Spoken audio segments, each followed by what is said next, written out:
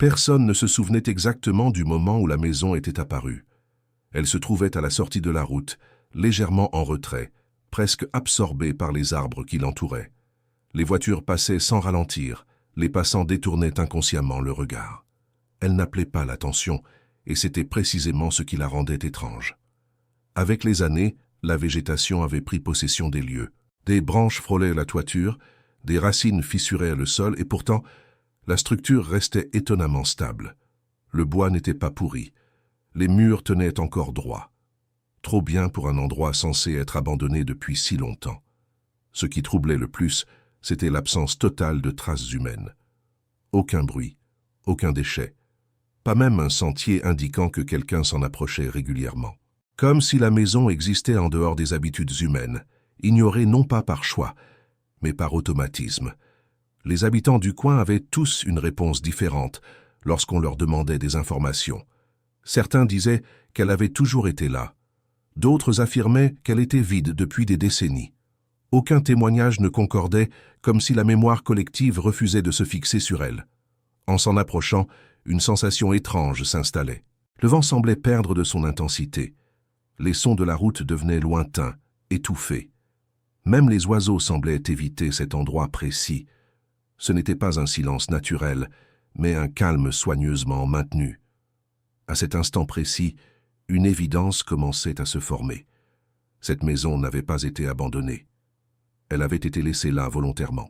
Et si personne ne s'en approchait jamais vraiment, ce n'était peut-être pas par désintérêt, mais parce que quelque chose empêchait subtilement qu'on la remarque. La porte d'entrée était toujours fermée, mais jamais verrouillée. Ce simple détail défiait toute logique. Une maison laissée à l'abandon aurait montré des signes de forçage, de rouille, ou au minimum, une résistance naturelle au passage du temps. Ici, la poignée tournait avec une facilité troublante, comme si elle avait été utilisée récemment, ou entretenue régulièrement. Lorsque la porte s'ouvrit enfin, aucun grincement ne se fit entendre. L'air à l'intérieur n'était ni lourd, ni vicié. Il était stable, presque neutre, comme si l'espace avait été isolé du monde extérieur. La lumière naturelle pénétrait doucement par les fenêtres, révélant un intérieur étonnamment ordonné. Il n'y avait presque aucun meuble, seulement quelques éléments simples, disposés avec une précision inhabituelle. Rien ne semblait déplacé, rien ne donnait l'impression d'un départ précipité. Tout était exactement à sa place, comme figé à un moment précis, soigneusement choisi. En avançant dans la pièce principale, un sentiment étrange s'imposait peu à peu.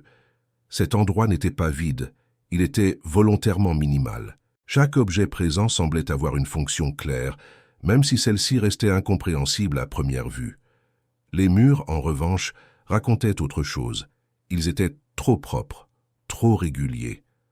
Certaines sections ne correspondaient pas à la structure d'origine de la maison, comme si des modifications avaient été apportées bien après la construction initiale avec un objectif précis.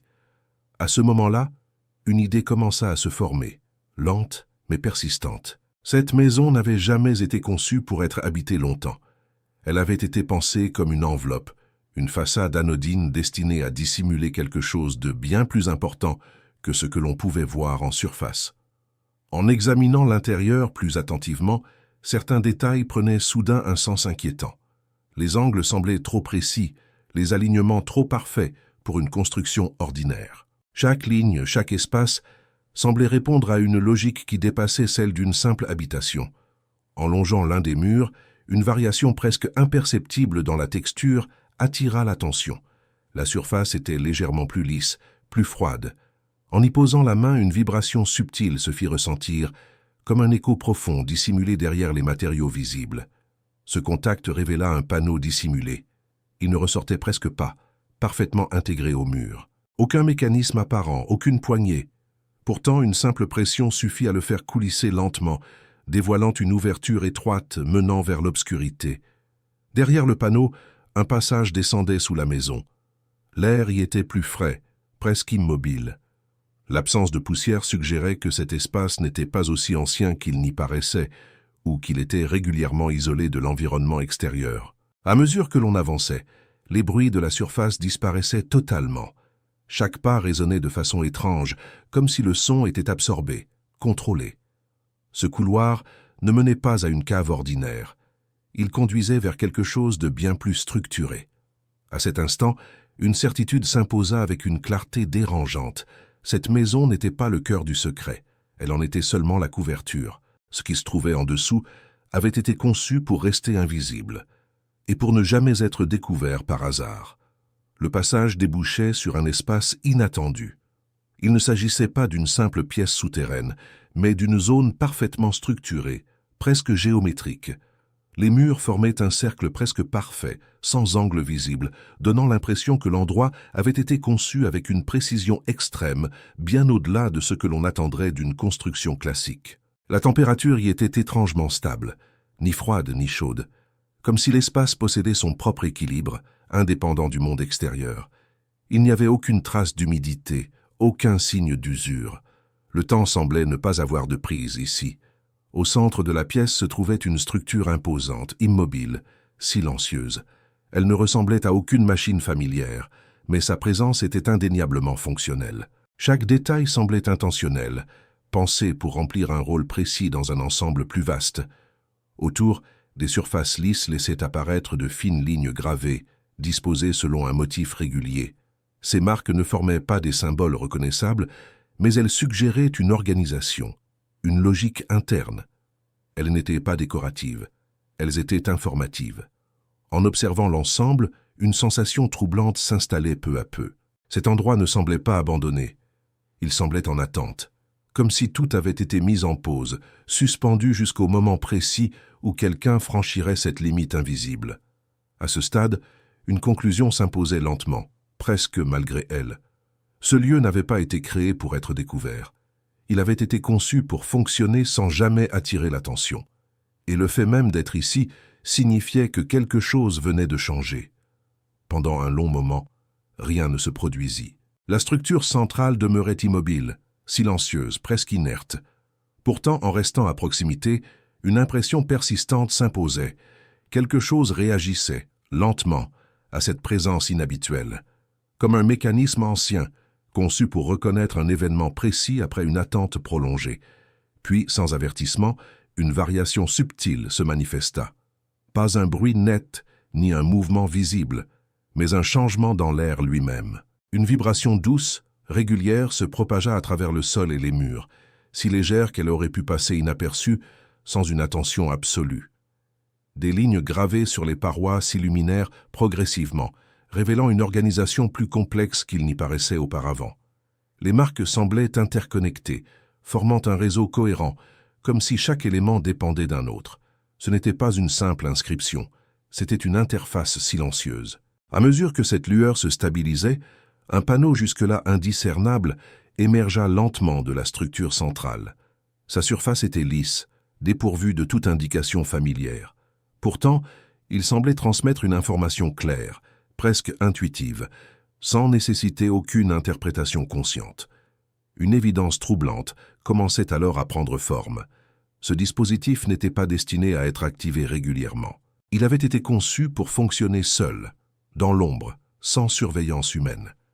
Et si une interaction était enfin en cours, c'était parce qu'une condition très précise venait d'être remplie. À cet instant, une question silencieuse s'imposa. Cette découverte représentait-elle une simple observation ou une responsabilité inattendue? Car ce qui reposait ici n'était pas un secret ordinaire, mais un système dont l'existence même remettait en question les limites entre ce qui devait être connu et ce qui devait rester caché. La lumière émanant des lignes gravées atteignit lentement son point le plus stable, puis s'arrêta. Aucun clignotement, aucun bruit mécanique final, seulement un silence profond, différent de celui d'avant. Un silence qui donnait l'impression que quelque chose venait d'être reconnu, puis accepté. Paragraphe 2.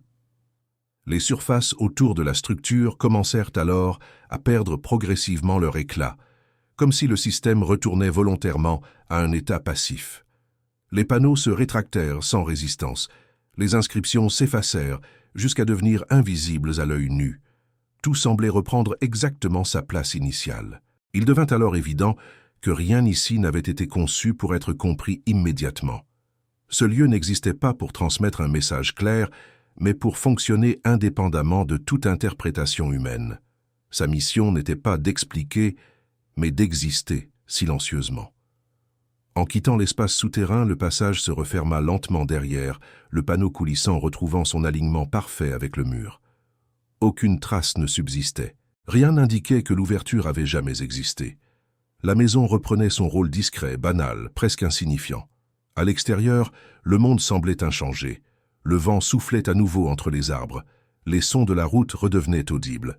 Pour un observateur extérieur, rien ne distinguait cette maison des milliers d'autres oubliées en bord de route. Et pourtant, quelque chose avait irréversiblement changé. Pas dans la maison, mais dans la certitude même de ce qui devait rester invisible. Car certaines structures ne sont pas faites pour être découvertes, et certaines vérités ne se révèlent que pour tester notre capacité à les laisser intactes. Les jours suivants, rien ne sembla différent en apparence. La maison resta immobile, silencieuse, fidèle à son rôle d'élément oublié du paysage. Les passants continuèrent à l'ignorer, les voitures à défiler sans ralentir. Tout donnait l'impression que l'événement n'avait jamais eu lieu, comme si le monde lui-même refusait d'en garder une trace. Pourtant, une sensation persistait. Pas une peur, ni une inquiétude, mais une conscience nouvelle, celle d'avoir traversé une frontière invisible, d'avoir entrevu quelque chose qui existait au-delà des cadres habituels de compréhension. Une certitude discrète que certaines structures sont intégrées au monde sans jamais faire partie de notre réalité quotidienne. Avec le temps, une question revenait sans cesse, silencieuse mais insistante. Combien d'autres lieux similaires existaient ailleurs? Combien d'espaces conçus non pas pour être découverts, mais pour fonctionner en arrière-plan, loin de toute attention humaine, dissimulée derrière l'apparence banale de l'ordinaire? La maison, elle, continuait d'accomplir sa fonction invisible. Elle ne signalait rien, elle ne protégeait rien de visible, elle se contentait d'exister exactement comme prévu. Un point fixe dans un monde en mouvement, gardienne d'un équilibre dont personne ne soupçonnait l'existence. Peut-être que la véritable raison pour laquelle elle avait été remarquée ce jour-là n'était pas un hasard.